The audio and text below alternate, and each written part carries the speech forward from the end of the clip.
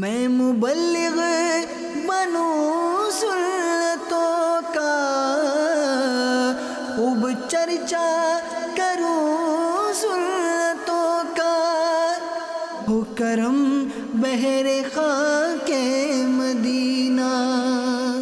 الحمد للہ رب العالمین، والصلاة والسلام على خاتم النبیین، اما بعد فاعوذ باللہ من الشیطان الرجیم، بسم اللہ الرحمن الرحیم۔ الصلاة والسلام علیک یا رسول اللہ، الصلاة والسلام علیک یا حبیب اللہ، الصلاة والسلام علیک یا نبی اللہ، وعلی آلک واصحابک یا نور اللہ۔ نویت سنت الاعتکاف۔ اربعین عطار قسط 2، صفحہ نمبر 9، حدیث پاک نمبر 9۔ نبی رحمت صلی اللہ علیہ وآلہ وسلم کا فرمان عالی شان ہے، من صلی علیہ بلغتنی صلاتہ۔ میرے حضور نبی رحمت صلی اللہ علیہ وسلم فرماتے ہیں، جس نے مجھ پر درود پڑھا اس کا درود مجھ تک پہنچے گا۔ جس نے بھی درود پاک پڑھا، فرمایا کہ اس کا درود مجھ تک پہنچے گا۔ جب درود پہنچے گا پھر کیا ہوگا؟ حضور فرماتے ہیں وَصَلَّيْتُ عَلَيْهِ، اور میں اس پر درود بھیجوں گا۔ اتنے خوش نصیب ہیں جو سرکار دو عالم صلی اللہ علیہ وسلم پر درود بھیجتے ہیں۔ حضور فرماتے ہیں جو درود مجھ پر بھیجتا ہے اس کا درود مجھ تک پہنچے گا۔ جب درود پہنچے گا وَصَلَّيْتُ عَلَيْهِ، میں اس پر درود بھیجوں گا، یعنی اس کے لیے دعائے رحمت کروں گا۔ اور وَكُتِبَتْ لَهُ سِوَى ذَلِكَ عَشْرُ حَسَنَاتٍ، اور اس کے علاوہ اس کے لیے 10 نیکیاں لکھی جائیں گی۔ سبحان اللہ۔ پڑھ کر ایک بار پاؤ 10 رحمتیں، خوب سودا ہے لو درود شریف، تحفہ روح نبی کو پہنچاؤ جتنا پہنچا سکو درود شریف۔ صلو علی الحبیب صلی اللہ تعالی علی محمد صلی اللہ علیہ وآلہ وسلم۔ پیارے پیارے اسلامی بھائیوں، مدنی چینل کے ناظرین، اللہ پاک قرآن پاک میں ارشاد فرماتا ہے وَسَيُجَنَّبُهَا الْأَتْقَى الَّذِي يُؤْتِي مَالَهُ يَتَزَكَّى۔ صدق اللہ مولانا العظیم وصدق رسولہ النبی الکریم الامین صلی اللہ علیہ وآلہ وسلم۔ ترجمہ کنز العرفان۔ اور ان قریب سب سے بڑے پرہیزگار کو اس آگ سے دور رکھا جائے گا جو اپنا مال دیتا ہے تاکہ اسے پرہیزگاری ملے۔ پیارے پیارے اسلامی بھائیوں اور مدنی چینل کے ناظرین، اسلامی سال کا 6واں مہینہ یعنی جمادی الاخری، جمادی الاخری جاری و ساری ہے۔ اس ماہ مبارک کی 22 تاریخ کو دنیا بھر میں یوم سیدنا صدیق اکبر رضی اللہ تعالی عنہ منایا جاتا ہے۔ الحمدللہ حضرت ابو بکر صدیق رضی اللہ تعالی عنہ یہ وہ ہستی ہیں جو مسلمانوں کے پہلے خلیفہ ہیں۔ آپ کا نام پاک عبداللہ، کنیت ابو بکر اور لقب صدیق اور عتیق ہے۔ حضرت صدیق اکبر رضی اللہ تعالی عنہ کا تعلق قبیلہ قریش سے ہے۔ 7ویں پشت میں جا کر آپ کا سلسلہ نسب نبی پاک صلی اللہ علیہ وآلہ وسلم کے جو خاندانی شجرہ ہے اس سے جا کر مل جاتا ہے۔ آزاد مردوں میں حضرت سیدنا صدیق اکبر رضی اللہ تعالی عنہ وہ پہلے مرد مجاہد ہیں کہ جنہوں نے اسلام قبول کیا، ایمان قبول کیا۔ صدیق اکبر رضی اللہ تعالی عنہ تمام غزوات میں شریک رہے، صلح و جنگ کے تمام فیصلوں میں نبی پاک صلی اللہ علیہ وسلم کے وزیر بن کر زندگی کے ہر موڑ پر نبی پاک صلی اللہ علیہ وآلہ وسلم کے ساتھ کھڑے رہے، جان نثاری کا حق ادا کیا۔ 2 سال 7 ماہ مسند خلافت پر رونق افروز رہے۔ صدیق اکبر رضی اللہ تعالی عنہ 22 جمادی الاخری 13 ہجری کو آپ وفات پاتے ہیں۔ آپ سرسبز گنبد میں اپنے پیارے غار رسولوں کے تاجدار صلی اللہ علیہ وآلہ وسلم کے پہلو میں آرام فرما ہے، یعنی نبی پاک صلی اللہ علیہ وسلم کے روضہ مبارک میں جہاں میرے آقا صلی اللہ علیہ وسلم کا مبارک روضہ ہے، پہلو میں وہیں پر صدیق اکبر رضی اللہ تعالی عنہ کی بھی قبر مبارک، آپ کا مزار مبارک ہے۔ جو یار غار محبوب خدا صدیق اکبر ہیں، وہی یار مزار مصطفیٰ صدیق اکبر ہیں۔ سبھی اصحاب سے بڑھ کر ہے، مقرب ذات ہے ان کی، رفیق سرور ارض و سما صدیق اکبر ہیں۔ میرے اسلامی بھائیوں، امیہ بن خلف یہ مکے کا ایک بڑا غیر مسلم تھا۔ واقعہ بڑا مشہور ہے کہ صحابی رسول مؤذن مصطفیٰ حضرت بلال رضی اللہ تعالی عنہ، آپ غلام تھے اور امیہ بن خلف اسی کے غلام تھے۔ انتہائی ظالم، ظلم کی انتہا کر دیتا، بہت مارا کرتا۔ تپتی کوئی گرم ریت پر حضرت بلال رضی اللہ تعالی عنہ کو لٹا دیتا، اوپر وزنی پتھر رکھ دیتا۔ اب سوچیں کہ عرب کی گرمی اور چلچلاتی دھوپ، حضرت بلال رضی اللہ تعالی عنہ کا مبارک جسم اس گرم دھوپ، گرم ریت پر جلس جاتا۔ اور امیہ کہتا کہ نبی پاک صلی اللہ علیہ وآلہ وسلم کا انکار کر دو، یعنی جو آپ نے کلمہ پڑھا ہے، حضور علیہ السلام کے جو دین کو قبول کیا ہے، اس کو چھوڑ دو۔ اس کے جواب میں حضرت بلال رضی اللہ تعالی عنہ کی زبان پر ایک ہی جملہ جاری ہوتا، احد احد، یعنی اللہ ایک ہے، اللہ ایک ہے۔ یہ نعرے لگاتے، بار بار آپ کا یہی نعرہ ہوتا، احد احد، اللہ ایک ہے، اللہ ایک ہے۔ اور اس بدبخت امیہ کے سینے کو آپ جلاتے۔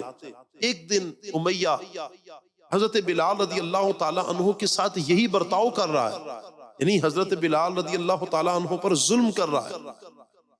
حضرت صدیق اکبر رضی اللہ تعالی عنہ کا یہاں سے گزر ہوا، آپ رضی اللہ تعالی عنہ نے فرمایا، اے امیہ، کیا تم بلال کے معاملے میں اللہ پاک سے ڈرتے نہیں ہو؟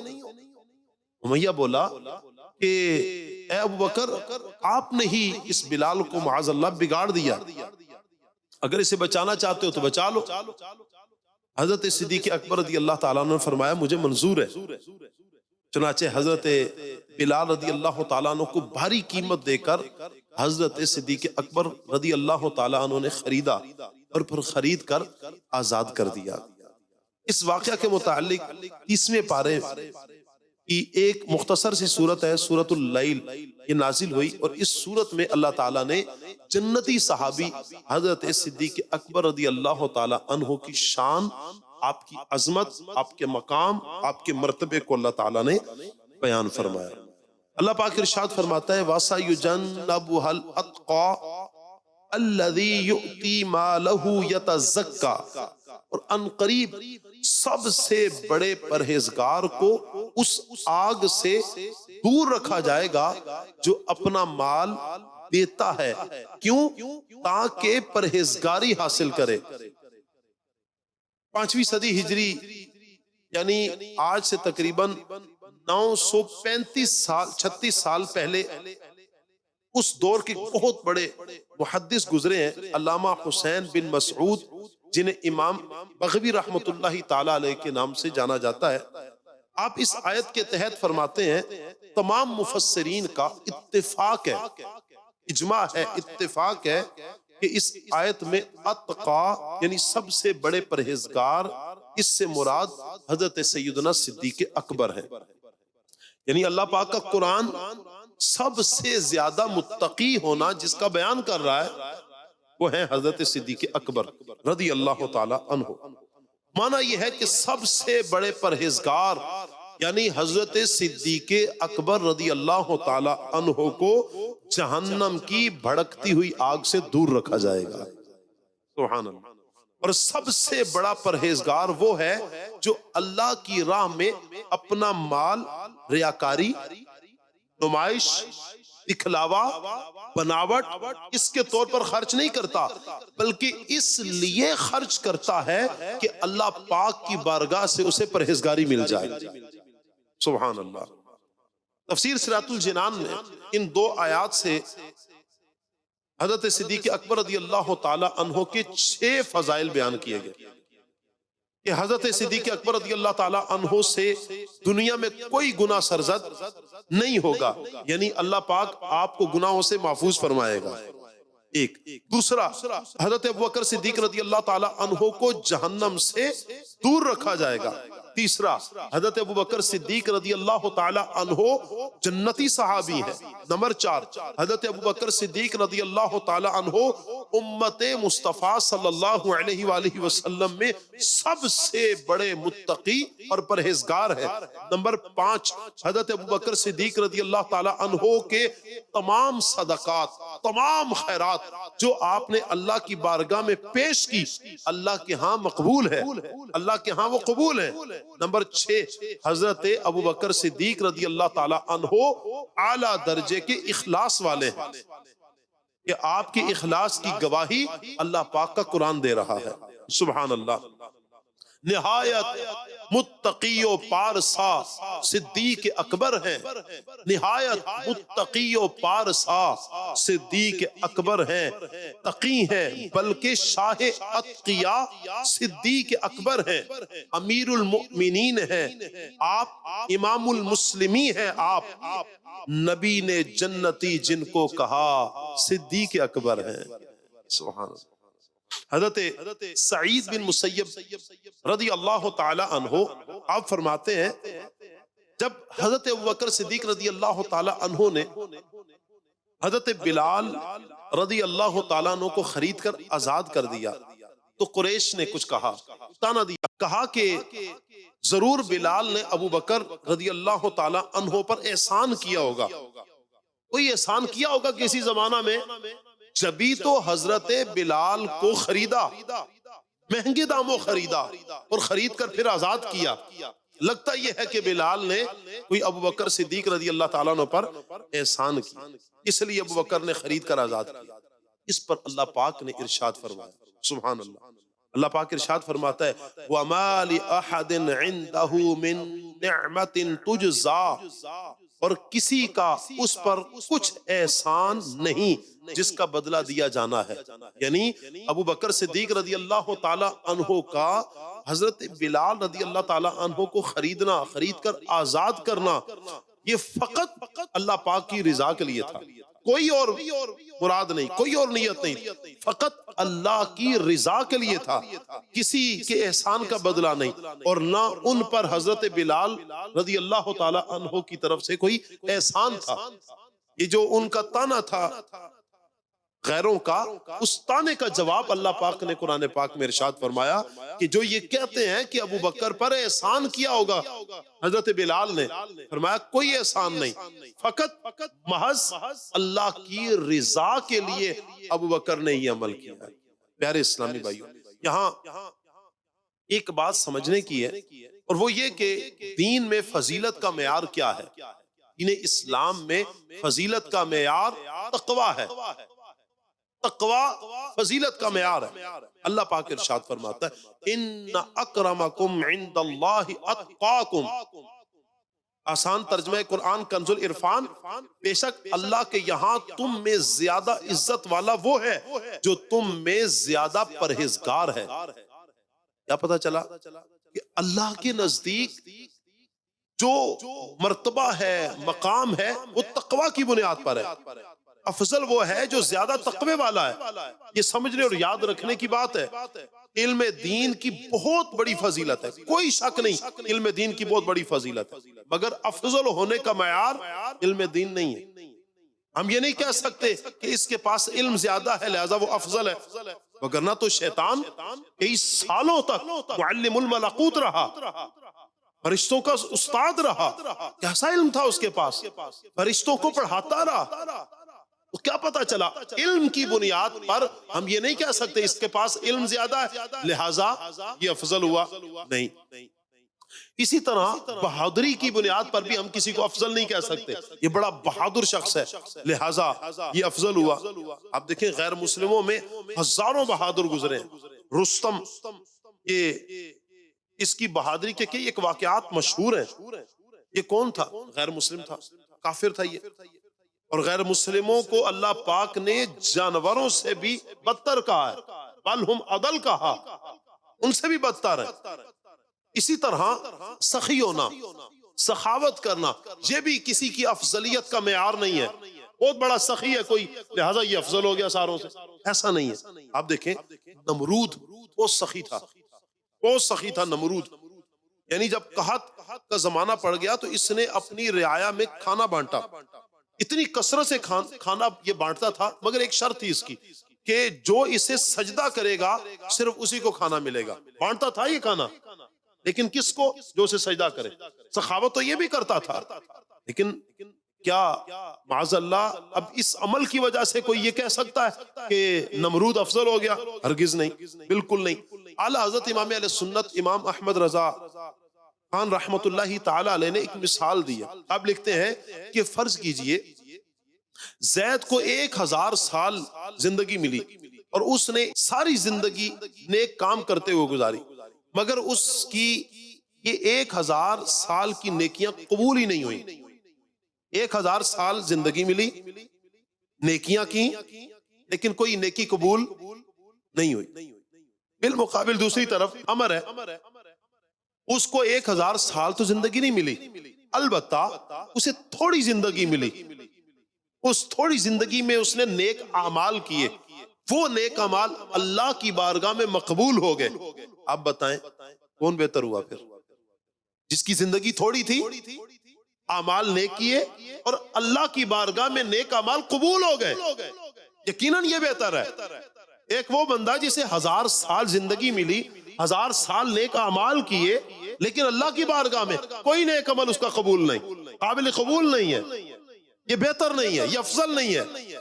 اللہ کی بارگاہ میں وہی افضل، وہی بہتر جسے زندگی تو تھوڑی ملی، اعمال بھی نیک تھوڑے کیے اس کے مقابلے میں، لیکن وہ تھوڑے اعمال اللہ کی بارگاہ میں مقبول ہو گئے، تو یقیناً وہی افضل ہے.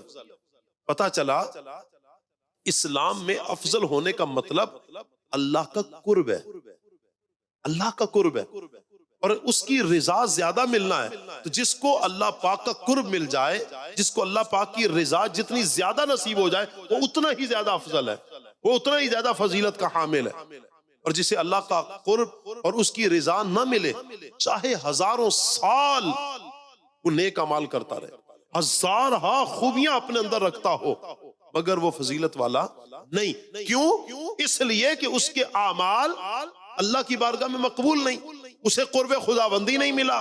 تو جسے اللہ کا قرب نہیں ملا، اللہ کے ہاں اس کے اعمال قبول نہیں ہے، تو وہ فضیلت والا بھی نہیں ہے. اللہ اکبر. اور اللہ پاک ارشاد فرما رہا ہے کہ اللہ کی بارگاہ میں کون مقبول ہے. ارشاد فرمایا ان اکرمکم عند اللہ اتقاکم، بے شک اللہ کے یہاں تم میں زیادہ عزت والا وہ ہے جو تم میں زیادہ پرہیزگار ہے. جو سب سے جو جتنا زیادہ پرہیزگار ہے وہ اتنا ہی اللہ کی بارگاہ میں مقبول ہے. جو زیادہ تقوی والا ہے، اللہ کی بارگاہ میں زیادہ قرب والا ہے، جو زیادہ قرب والا ہے وہی افضل ہے. اب قرآن پاک سے پوچھ لیں کہ نبیوں کے بعد سب سے زیادہ تقوی والا کون؟ قرآن تو کہہ رہا ہے نا تقوی والا اللہ کی بارگاہ میں مقبول ہے، اللہ کی بارگاہ میں اس اکرام والا ہے. اب تقوی کس کا زیادہ ہے؟ اللہ پاک ارشاد فرماتا ہے وَسَيُجَنَّبُهَا الْأَتْقَى، اور ان قریب سب سے بڑے پرہیزگار کو اس آگ سے دور رکھا جائے گا۔ پتہ چلا مسلمانوں کے پہلے خلیفہ حضرت سیدنا صدیق اکبر رضی اللہ تعالی عنہ انبیاء کرام علیہ السلام کے بعد سب سے زیادہ بلند درجہ کے حامل ہیں۔ سب سے زیادہ بلند درجہ حضرت صدیق اکبر رضی اللہ تعالی عنہ کا ہے، اور اللہ کے ہاں سب سے زیادہ عزت والے بھی حضرت صدیق اکبر رضی اللہ تعالی عنہ۔ رسل اور انبیاء کے بعد جو افضل ہو عالم سے، یہ عالم میں ہے کس کا مرتبہ؟ صدیق اکبر کا۔ سبحان اللہ۔ سیدی اعلی حضرت امام اہل سنت امام احمد رضا خان رحمت اللہ تعالی علیہ فرماتے ہیں اہل سنت و جماعت، الحمدللہ ہمارا کہا کہ اہل سنت و جماعت کا اجماع ہے کہ نبیوں اور رسولوں کے بعد مخلوق میں خلفائے راشدین یعنی چار جو صحابہ ہیں، حضرت ابو بکر، حضرت عمر، حضرت عثمان اور حضرت علی رضی اللہ تعالی عنہم اجمعین، یہ سب سے زیادہ افضل ہے۔ فرمایا کہ اگلی پچھلی امتوں میں سب سے زیادہ بزرگی والے یہ چار صحابہ ہیں، اور سب سے بڑھ کر عظمت والے بھی یہی چار ہیں، سب سے بڑھ کر عزت والے بھی یہی چار صحابہ ہیں، سب سے بڑھ کر کرامت والے بھی یہی صحابہ ہیں، سب سے بڑھ کر ولایت والے بھی یہی چار صحابہ ہیں۔ اللہ اکبر۔ پھر ان چاروں صحابہ کرام میں حضرت ابو بکر، حضرت عمر، حضرت عثمان، حضرت علی، فرمایا ان کی یوں ترتیب ہے کہ سب سے افضل ان چاروں میں جناب سیدنا صدیق اکبر رضی اللہ تعالیٰ عنہ، پھر حضرت عمر فاروق اعظم رضی اللہ تعالیٰ عنہ، پھر حضرت عثمان غنی رضی اللہ تعالیٰ عنہ، پھر حضرت علی المرتضی شیر خدا کرم اللہ تعالیٰ وجہ الکریم ہے۔ سبحان اللہ۔ یہ ہمارا نظریہ ہے اہل سنت کا، مسلمانوں کا یہ عقیدہ ہے بحمد اللہ تعالی، اور مسلمانوں کا یہ نظریہ ہے ہر صحابی نبی، ہر صحابی نبی، سب صحابیات بھی جنتی جنتی، چار یاران نبی جنتی جنتی، حضرت صدیق بھی جنتی جنتی، اور عمر فاروق بھی، عثمان غنی، فاطمہ او علی جنتی جنتی ہیں، حسن حسین بھی جنتی جنتی، والدین نبی جنتی جنتی، ہر زوجہ نبی، الحمدللہ ہمارا عقیدہ ہے۔ سبحان اللہ۔ جنتی صحابی حضرت علقمہ رضی اللہ تعالی عنہ، آپ فرماتے ہیں ایک بار مسلمانوں کی چوتھے خلیفہ یعنی حضرت علی رضی اللہ تعالی عنہ، آپ کو خبر ملی کہ کچھ لوگ حضرات شیخین کریمین، حضرات شیخین کریمین حضرت ابوبکر، حضرت عمر کو کہا جاتا ہے، کہا کہ حضرات شیخین کریمین سے حضرت علی کو افضل بتاتے ہیں۔ یہ کس کو پتا چل رہا ہے؟ حضرت علی کو۔ مدنی چینل کے ناظرین بھی غور کریں، یہ حضرت علی رضی اللہ تعالی عنہ کو پتا چل رہا ہے کہ کچھ لوگ ہیں جو حضرت علی کو حضرت صدیق اکبر، حضرت عمر سے افضل سمجھتے ہیں۔ یہ سن کر مولا علی شیر خدا کرم اللہ تعالی وجہ الکریم منبر پر جلوہ فرما ہوئے، یعنی مولا کائنات کی نگاہ میں یہ کوئی عام معمولی سا معاملہ نہیں تھا، اس کی اہمیت تھی، جبھی تو آپ منبر پر جلوہ فرما ہوئے، جبھی تو آپ منبر پر کھڑے ہو کر وعظ فرمایا، اور اسے چار لوگوں میں بیان نہیں کیا بلکہ اس بات کی اہمیت کو سمجھتے ہوئے آپ منبر پر کھڑے ہوئے اور فرمایا اللہ پاک کی حمد بیان کی، اللہ کی ثنا بیان کی، پھر فرمایا اے لوگوں مجھے خبر ملی ہے کہ کچھ لوگ مجھے ابو بکر اور عمر سے افضل کہتے ہیں۔ کچھ لوگوں کا یہ ذہن ہے کہ میں یعنی علی ابو بکر و عمر سے افضل ہوں۔ اب سنیے کیا کہا، فرمایا کہ اگر میں نے اس بارے میں پہلے حکم سنا دیا ہوتا تو بے شک میں ایسا کہنے والے کو آج سزا دیتا۔ اگر پہلے میں نے یہ حکم بتا دیا ہوتا، آج اگر کوئی کہہ رہا ہوتا تو پھر آج اس کو سزا دی جاتی۔ اور فرمایا کہ آج سے جو کوئی ایسا کہے وہ الزام لگانے والا ہے، آج کے بعد کوئی جسے ایسا کہتے سنے گا اسے الزام تراشی کی سزا ملے گی، اور الزام تراشی کی سزا 80 کوڑے ہیں، مفتری کی سزا ہے 80 کوڑے لگیں گے۔ اللہ اکبر۔ اور حضرت علی فرماتے 80 کوڑے لگواؤں گا۔ پھر فرمایا بے شک نبی پاک صلی اللہ علیہ وآلہ وسلم کے بعد امت میں سب سے افضل حضرت صدیق اکبر رضی اللہ تعالیٰ عنہ ہے، ان کے بعد حضرت عمر رضی اللہ تعالیٰ عنہ۔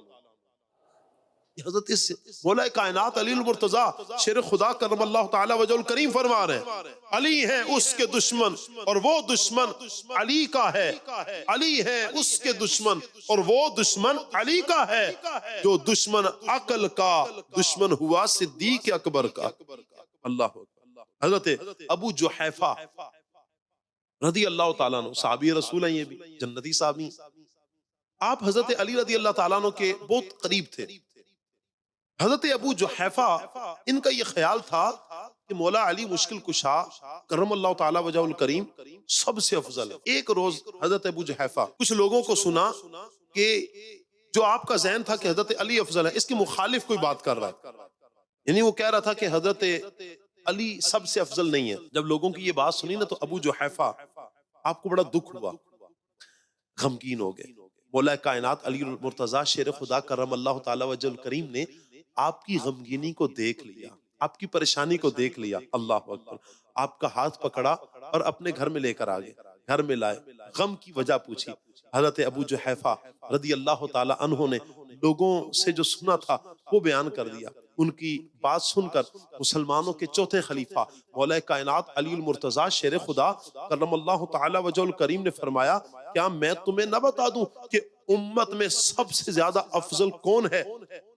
اور پھر خود ہی مولا کائنات علی المرتضی شیر خدا کرم اللہ تعالی وجہ الکریم نے فرمایا امت میں سب سے افضل ابو بکر ہیں، ان کے بعد عمر ہیں۔ حضرت علی رضی اللہ تعالیٰ عنہ بیان فرما رہے ہیں خدائے پاک کی رحمت سے انسانوں میں ہر ایک سے فزوں تر بعد از کل انبیاء صدیق اکبر ہیں۔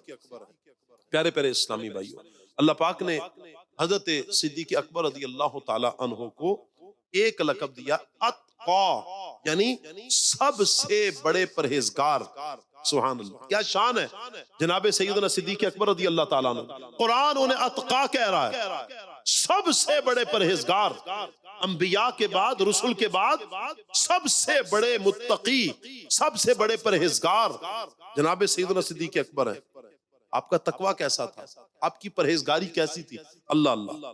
بخاری شریف کے حدیث میں مبارکہ ہے حضرت ابوبکر صدیق رضی اللہ تعالی عنہ، آپ کا ایک غلام تھا دور جاہلیت میں، یعنی اسلام قبول کرنے سے پہلے کہانت، یعنی یہ جو فال نکالتے ہیں نجومیوں کا ایک کام ہوتا ہے، یہ کیا کرتا تھا۔ اس نے کسی کی فال نکالی، اس وقت اس نے اس فال کے پیسے نہیں دیے تھے۔ پھر وقت گزر گیا، یہ غلام حضرت ابوبکر صدیق رضی اللہ تعالیٰ عنہ کی غلامی میں آ گیا۔ ایک دن اسی شخص نے جس سے دورہ جاہلیت میں اس کی فال نکالی تھی اور پیسے نہیں اس نے دیے تھے، اس نے کوئی شے لا کر حضرت صدیق اکبر رضی اللہ تعالیٰ عنہ کے غلام کو دی۔ اس نے کیا کیا کہ وہ چیز جناب صدیق اکبر رضی اللہ تعالیٰ عنہ کو پیش کی۔ آپ نے تناول فرما لی۔ جب کھا چکے تو غلام نے کہا علی جا، ابھی جو آپ نے کھایا جانتے ہیں یہ کہاں سے آیا تھا؟ رانی سے پوچھا ہاں بتاؤ کہاں سے آیا تھا یہ؟ عرض کیا کہ میں نے مسلمان ہونے سے پہلے ایک شخص کی فال نکالی، فال کھولی تھی، آج اس نے اس کے معاوضے میں یہ کھانا دیا ہے۔ بس اتنا سنا، دور جاہلیت میں یہ فال نکالی گئی تھی۔ اللہ اکبر۔ یہ سننا تھا کہ حضرت صدیق اکبر رضی اللہ تعالیٰ عنہ وہ پریشان ہو گئے، آپ پر پریشانی کا پہاڑ ٹوٹ گیا۔ آپ نے کیا کیا؟ فوراً اپنے حلق میں انگلی ڈالی اور قے کی، الٹی کی۔ اللہ اکبر۔ اور جو کھانا کھایا تھا وہ نکالا باہر۔ بعض روایت میں آتا ہے آپ نے فرمایا اگر اسے نکالنے کے لیے مجھے اپنی جان بھی گنوانی پڑ جائے تو میں کر گزروں گا۔ کیوں؟ اس لیے کہ اللہ کے نبی صلی اللہ علیہ وسلم سے سنا ہے جسد غزی بحرام فالنار اولا بہ۔ میرے آقا صلی اللہ علیہ وسلم نے فرمایا جو بدن حرام غذا سے پلا ہو جہنم اس کے زیادہ لائق ہے، یعنی وہ جسم جہنم کے زیادہ حقدار ہے۔ جس جسم کی پرورش حرام کے ساتھ ہو. اللہ اکبر اللہ اکبر. پیارے اسلام بھائیو یہ آپ کا تقوی تھا. دیکھیں آپ نے انجانے میں کھا لیا, آپ کو معلوم ہوتا تو یقیناً آپ اس سے پرہیز کرتے, ہرگز نہ کھاتے. انجانے میں کھا لیا. اب یہ نہیں کہ صرف توبہ سے کام ہو جائے, نہیں, آپ نے وہ کھانا کھایا ہوا قے کی, ہاتھ انگلی اپنے حلق میں ماری تاکہ وہ الٹی ہو جائے, قے ہو جائے, قے ہوا.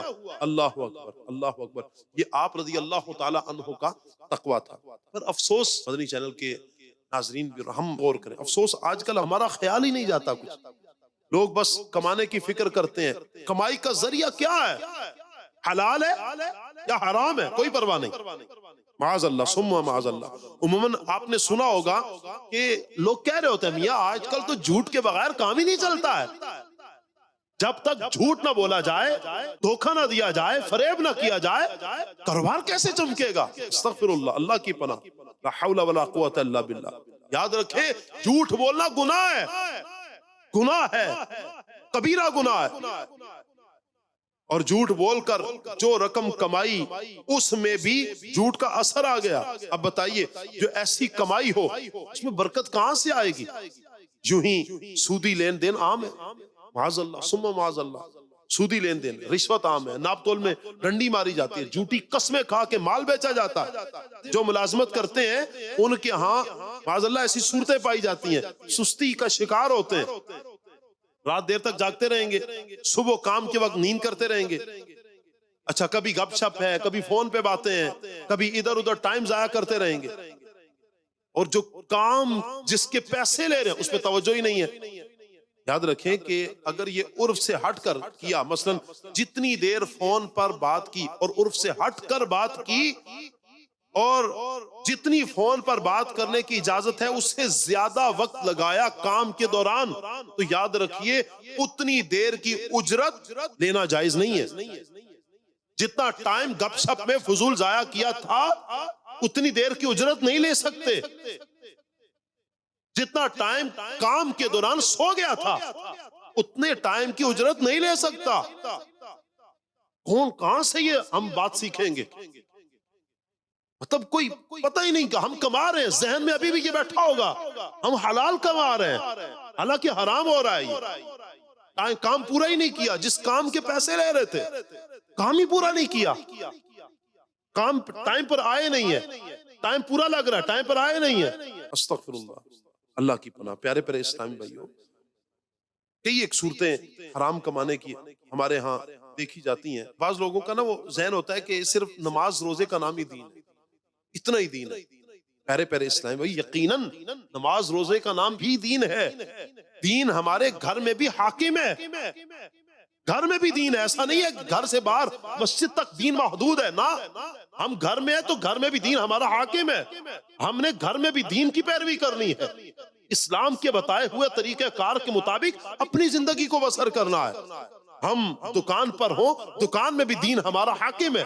کس طرح تجارت کرنی ہے, کس طرح مال لینا ہے, کس طرح دینا ہے, کس طرح سودا کرنا ہے, کس طرح بیچنا ہے, کس طرح خریدنا ہے. کیا معاذ اللہ جھوٹی قسمیں کھا کے مال بیچیں گے؟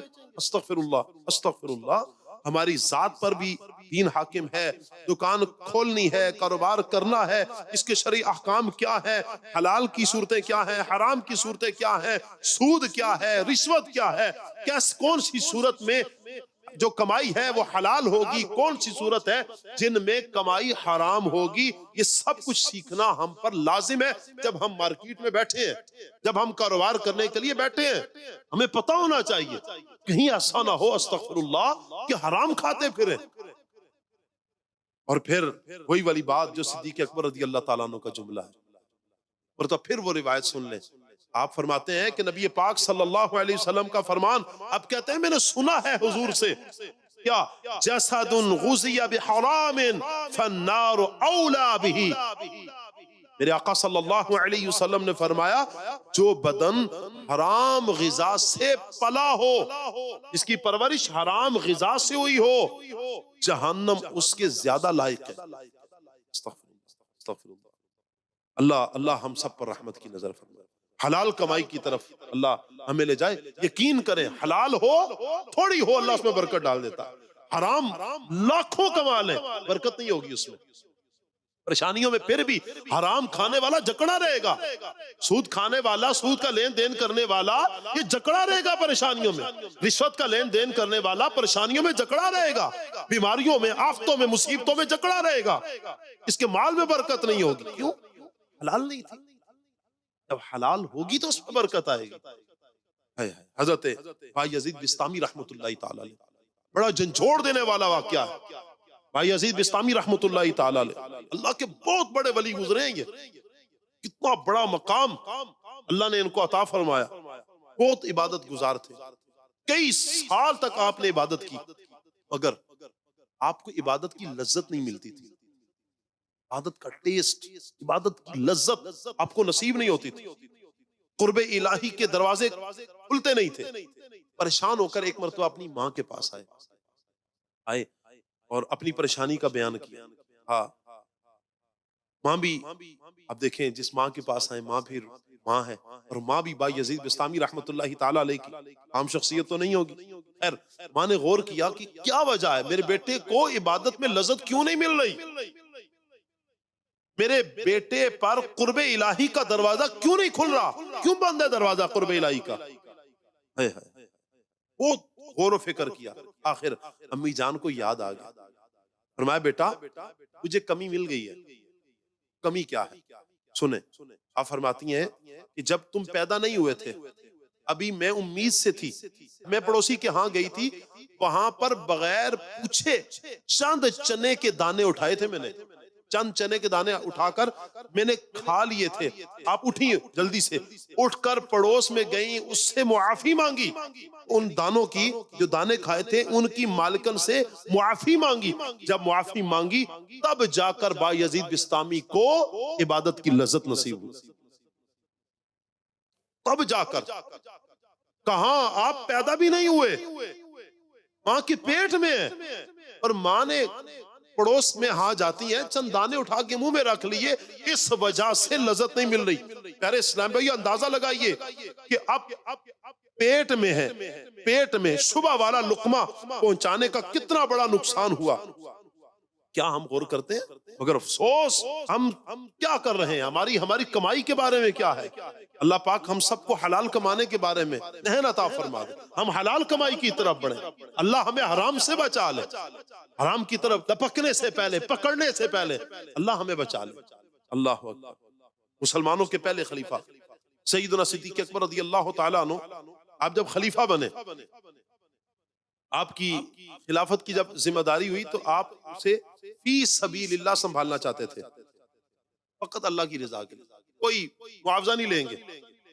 اگر حضرت عمر رضی اللہ تعالی عنہ آپ نے زور ڈالا، کہا کہ اگر آپ خلیفہ ہیں اور کمائی کریں گے، آپ کمانے کی طرف مصروف ہوں گے تو مسلمانوں کے معاملات کون دیکھے گا.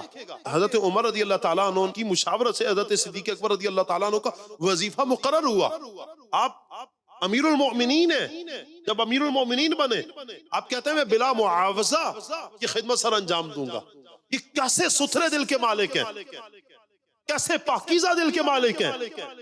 ذرا برابر ان ہستیوں کے دل میں دنیا نہیں ہے جو دین کا کام کرنا چاہ رہے ہیں اللہ کی رضا کے لیے. ضرورت بھی ہے، جائز بھی ہے، حلال بھی ہے آپ کا وظیفہ لینا، لیکن کہتے ہیں نہیں مجھے نہیں چاہیے. لیکن کمائیں گے پھر کہاں؟ ارے بات کمانے کے لیے باہر نکلنا پڑے گا. جتنی دیر کمائیں گے مسلمانوں کے معاملات کون دیکھے گا؟ جب یہ معاملہ ہوا حضرت عمر رضی اللہ تعالیٰ عنہ نے کہا کہ آپ ایسا کریں، آپ وظیفہ لیں، جب تک آپ دیکھیں گے معاملات. اب سنیے، جب آپ کا وقت وصال آیا، دنیا سے جانے کا وقت آیا، آپ نے فرمایا کہ میں نے یہ رقم لینے سے انکار کیا تھا، مگر عمر رضی اللہ تعالیٰ عنہ نے ایسا نہ ہونے دیا. جب میں دنیا سے چلا جاؤں، یہ جملہ ہے حضرت صدیق اکبر رضی اللہ تعالیٰ عنہ کا. آپ فرماتے ہیں جب میں دنیا سے چلا جاؤں جتنا مال میرا ہے، پیچھے جو میرا سرمایہ ہے، جتنا میرا خرچ ہوا ہے میں نے لیا ہے. تقریباً ان 2.5 سالوں میں 8,000 درم لیے تھے آپ نے. آپ نے فرمایا میرے مال سے 8,000 درم بیت المال میں واپس کر دیے جائیں. وہ 2.5 سال جو آپ نے وظیفہ لیا تھا جب امیر المؤمنین بنے تھے آپ نے فرمایا، وصیت کی تھی آپ نے، میرے مال سے یہ بیت المال میں ڈال دیا جائے، آپ نے وہ سارے واپس کروائے۔ اللہ اکبر، یہ ہے آپ کی شان تقوی، آپ کی پرہیزگاری۔ جبھی تو اللہ پاک قرآن پاک کی آیت پڑھیں، یہ واقعات پڑھتے ہیں، آپ کی سیرت کو پڑھتے ہیں، ہمیں سمجھ میں آتا ہے آپ کیسے سید الاتقیاء ہیں، متقیوں کے کیسے سردار ہیں۔ وَسَيُجَنَّبُهَا الْأَتْقَى، ایسے قرآن نے کہہ دیا۔ اللہ اکبر، قرآن پاک یوں شان بیان کر رہا ہے حضرت صدیق اکبر رضی اللہ تعالیٰ عنہ کی۔ آپ کے لیے یہ وظیفہ لینا بالکل جائز تھا، مجبوری بھی تھی، اگر وظیفہ نہ لیتے تو بچوں کو کہاں سے کھلاتے، اگر کمانے کی فکر میں لگ جاتے تو خلافت کی ذمہ داریاں کون سنبھالتا۔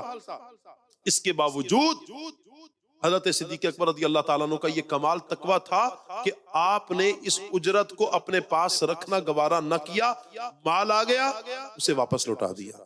پیارے پیارے اسلام بھائی، عاشق صدیق اکبر، میرے پیر و مرشد قبلہ شیخ طریقت امیر اہل سنت دامت برکاتہ العالیہ، آپ کا بھی صدیق اکبر رضی اللہ تعالیٰ عنہ کے دیوانے ہیں۔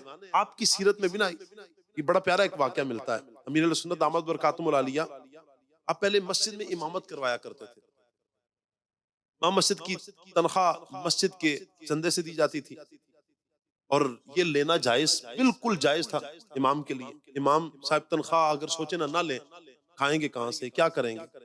امیر السنت بھی تنخواہ لیتے تھے، مگر جب اللہ پاک کا فضل ہوا، جب اللہ پاک نے آپ کے مال میں برکت عطا فرمائی، تو آپ نے جتنے سال امامت فرمائی تھی اس کی جتنے سالوں کی جو جتنی سیلری بنتی تھی، امیر علیہ سنت نے اتنا حساب لگا کر وہ ساری سیلری جو لی تھی امیر علیہ سنت نے وہ ساری واپس اسی مسجد میں جمع کروا دی۔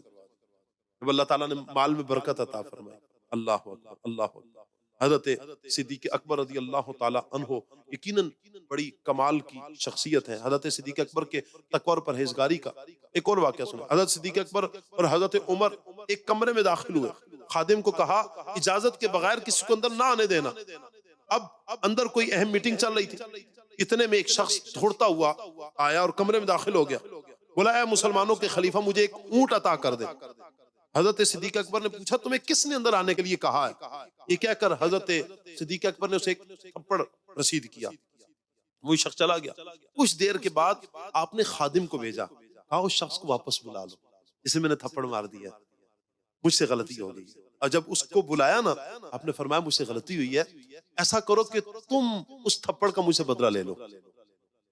امیر المؤمنین کہہ رہے ہیں، مسلمانوں کے پہلے خلیفہ کہہ رہے ہیں تم مجھ سے بدلہ لے لو اپنی رعایا کے ساتھ۔ یہ انداز ہے ہمارے اسلاف کا، ہم غور کرتے چلے جائیں ہمارے ماتحتوں کے ساتھ کیا انداز ہے۔ کیا کبھی اپنے ماتحت پر ظلم کرنے کے بعد ہمارا یہ ذہن بنا ہم اپنے ماتحت سے کہیں کہ تو مجھ سے بدلہ لے لے؟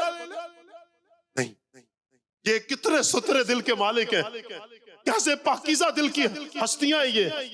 اس سے کہہ رہے ہیں حضرت عمر رضی اللہ تعالیٰ عنہ قریب ہی تھے، آپ نے کہا ایسا نہیں ہو سکتا کہ یہ بدلہ لے، کیوں؟ آپ خلیفہ ہیں اور خلیفہ کا حق ہے کہ رعایا کو ادب سکھائے، ادب سکھانے کے لیے مارنا غلط نہیں ہے، لہٰذا بدلہ نہیں لیا جا سکتا۔